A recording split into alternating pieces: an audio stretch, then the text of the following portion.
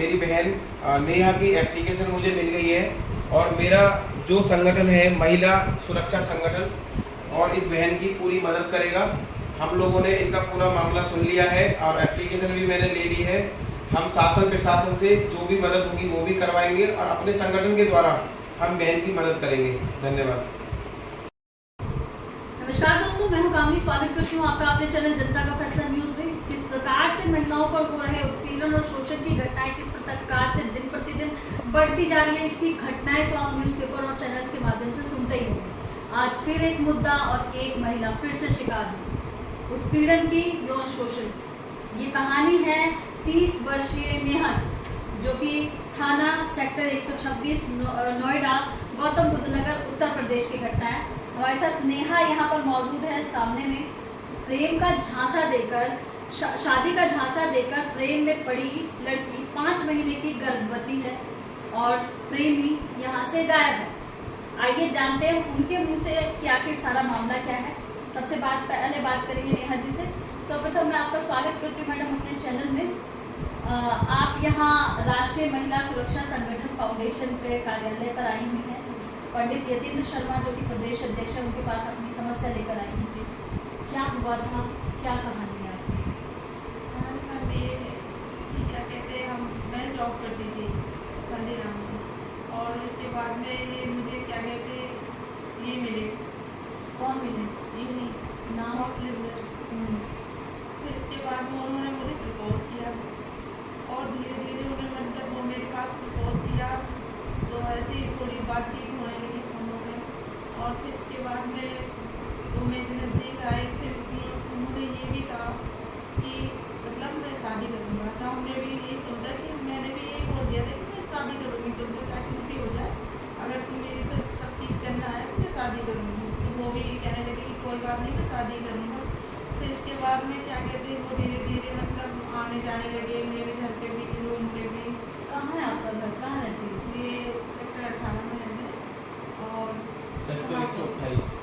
हाँ, सेक्टर 128 में रहते हैं और ये जेपी हॉस्पिटल के यहाँ आपकी मर्जी के साथ शारीरिक संबंध बनाए थे? आपने मर्जी से बनाए थे संबंध?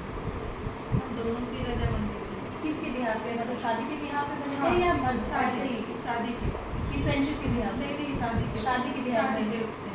हाँ। तो फिर इसके बाद वो बोले नहीं मैं शादी करूँगा। फिर मैं अपने मम्मी पापा से बात करूँगा, शादी करूँगा। इसके बाद में उसके विश्वास पे पड़ गए कि हाँ वो शादी करेगा। जब मेरे फ्रेंडों से भी कहने लगा, अगर मेरे फ्रेंडों से सबसे कहने लगा कि मैं शादी करूँगा, अगर मैं साथ में रह रहा हूँ ये है मैं शादी करूँगी, ठीक है। अभी ये शादी का झांसा मुझे बोलने लगा कि मैं अगले महीने करूँगा। फिर 30 तारीख को ऐसे 8 मार्च को ऐसे बोलने लगा।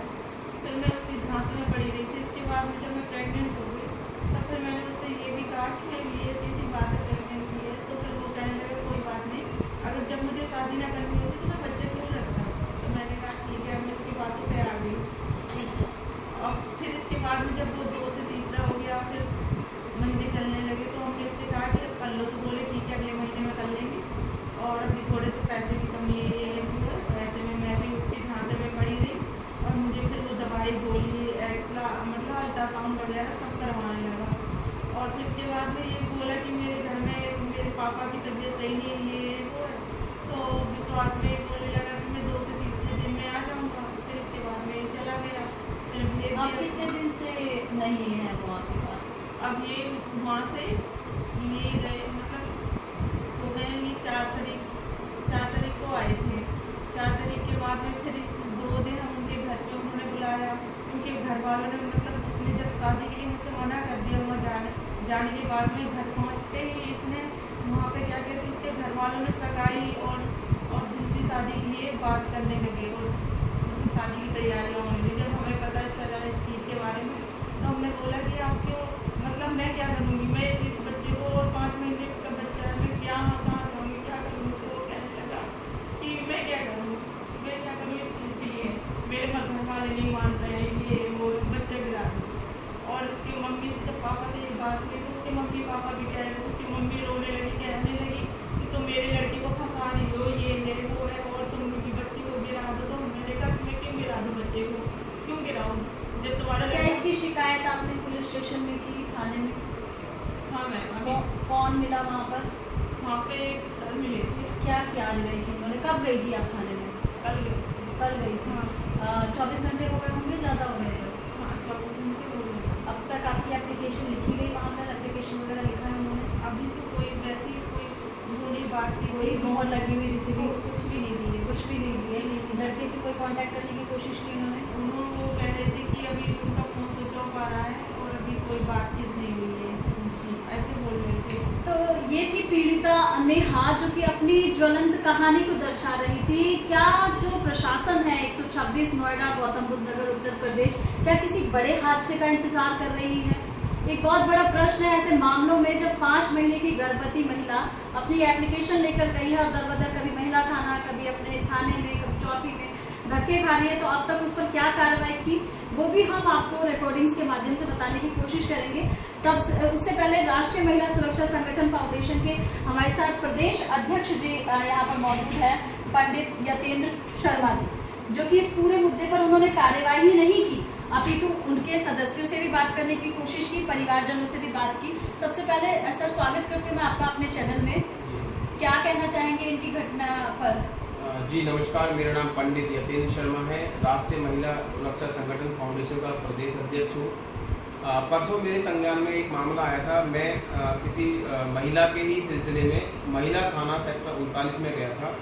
वहाँ पे मेरी मुलाकात एक मेरी बेचारी बहन से मान लो या बेटी से मान लो एक मुलाकात हुई, जिसका नाम उसने मुझे नेहा बताया, और उसने अपने बारे में मुझे बताया कि मैं इस तरीके से परेशान हूँ।